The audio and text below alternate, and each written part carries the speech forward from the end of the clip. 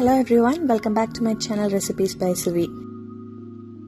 நம்ம இன்னைக்கு பார்க்க போற வீடியோ ரொம்ப ஈஸியா and ரொம்ப டேஸ்டியான fish roast. இந்த ரெசிபில எப்படி மசாலா உதிராம பண்றதுன்னு சொல்லி பார்க்கலாம் வாங்க.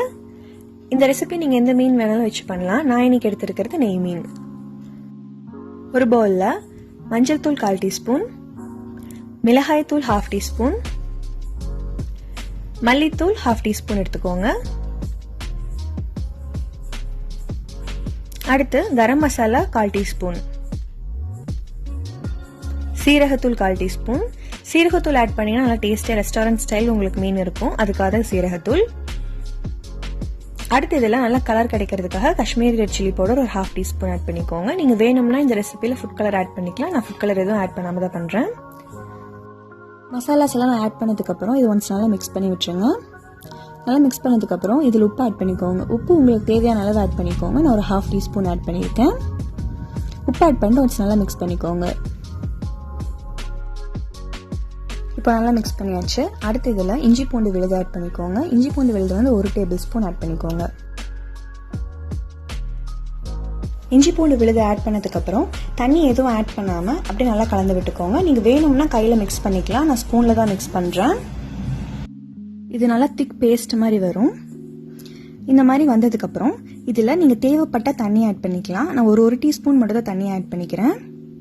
தண்ணி ஆட் பண்ணிவிட்டு நல்லா மிக்ஸ் பண்ணிக்கோங்க. ரொம்ப திக்காக இருந்தால் மட்டும் தண்ணி ஆட் பண்ணுங்கள், இல்லை லிக்விட் மாதிரி ஆகிடும். லிக்விட் மாதிரி ஆச்சுன்னா மசால் வந்து சீக்கிரமாக எண்ணெயில் போட்டு எடுக்கிறப்போ பிரிஞ்சு போயிடும்.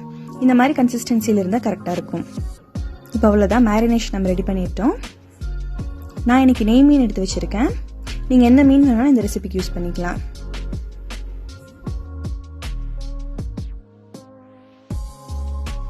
அடுத்து நம்ம ஃபிஷ்ல மசாலாவை அப்ளை பண்ணிக்கலாம். மசாலாவை திக் லேயராக அப்ளை பண்ணாதீங்க. திக் லேயராக அப்ளை பண்ணீங்க அப்படின்னா நீங்கள் ரோஸ்ட் பண்ணுறப்போ ஃப்ரை பண்ணுறப்போ அது ஈஸியாக வந்து பிஞ்சு வந்துடும். அதனால ஓரளவுக்கு மீடியமாக அப்ளை பண்ணிக்கோங்க. மேலே கீழே சைடில் எல்லாம் நல்லா ஈவனாக அப்ளை பண்ணிக்கோங்க. ஃபிஷ்ஷில் மசாலா அப்ளை பண்ணுறதுக்கு முன்னாடி உப்பு காரமும் செக் பண்ணிவிட்டு தேவைப்பட்ட ஆட் பண்ணிக்கோங்க. இப்போ அவ்வளோதான், நான் அப்ளை பண்ணிவிட்டேன். இதே மாதிரி நீங்களும் அப்ளை பண்ணி எடுத்து வச்சுக்கோங்க. இப்போ நான் எல்லா ஃபிஷ்லேயும் மசாலா நல்லா அப்ளை பண்ணி எடுத்து வச்சுட்டேன். இதை நான் வெயிலில் மினிமம் 1 hour நல்லா நீங்கள் காய வச்சிங்கன்னா மசாலாலாம் நல்லா ஃபிஷ்ஷில் இறங்கிடும். அவ்வளோதான், அடுத்து நம்ம ஃபிஷ்ஷை ரோஸ்ட் பண்ணிக்கலாம். ஒரு தவாவில் ஆயில் அப்ளை பண்ணிக்கோங்க. ஆயில் நல்லா சூடானதுக்கப்புறம் நம்ம மேரினேட் பண்ணி வச்சுருக்க மீனை எடுத்து வச்சுருங்க. பேட்சாக நீங்கள் ரோஸ்ட் பண்ணி எடுத்துக்கோங்க. ஒரு டைமுக்கு வந்து 2லேருந்து 3 மீன் வரைக்கும் மட்டும் ரோஸ்ட் பண்ண கரெக்டாக இருக்கும். அடுத்து மேலே கொஞ்சம் ஆயில் அப்ளை பண்ணிவிட்டு மூடி போட்டு நல்லா குக் பண்ணிக்கோங்க. ஒரு பக்கம் நல்லா கம்ப்ளீட்டாக குக் ஆனதுக்கப்புறம் தான் நம்ம மீனை திருப்பி போடணும், இல்லைன்னா மசாலாலாம் லைட்டாக உதிர ஆரம்பிச்சிடும். இப்போ ஒரு 5 minutes ஆகிடுச்சு. நான் ஓப்பன் பண்ணுறேன். ஒரு பக்கம் நல்லா ஃபிஷ் குக் ஆகிடுச்சு. நான் திருப்பி போட்டுறேன். திருப்பி போடுறப்போ நல்லா பார்த்து திருப்பி போடுங்க. மசாலா எதுவுமே உதிராமல் நல்லா மீன் அழகாக ஒட்டியிருக்கு. இதே மாதிரி 2 மீனும் திருப்பி போட்டுக்கோங்க. திருப்பி போட்டுட்டு மறுபடியும் ஒரு 5 நிமிஷம் குக் பண்ணிக்கோங்க. குக் பண்ணுறப்போ மீடியம் ஃப்ளேமில் வச்சு குக் பண்ணுங்கள், ஹை ஃப்ளேமில் வைக்க வேணாம்.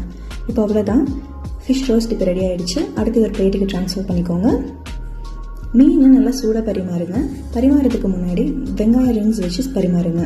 கூடவே லெமன் வெஜ்ஜஸும் வச்சு பரிமாறுங்க. இந்த ரெசிபி நீங்களும் உங்கள் வீட்டில் ட்ரை பண்ணி பார்த்துட்டு எப்படி இருக்குன்னு மறக்காமல் கமெண்ட்ஸில் சொல்லுங்கள். அடுத்து ஒரு சூப்பரான ரெசிபியோட உங்களை மீட் பண்ணுறேன். Until then, bye from me, Shweta. See you guys in my next video.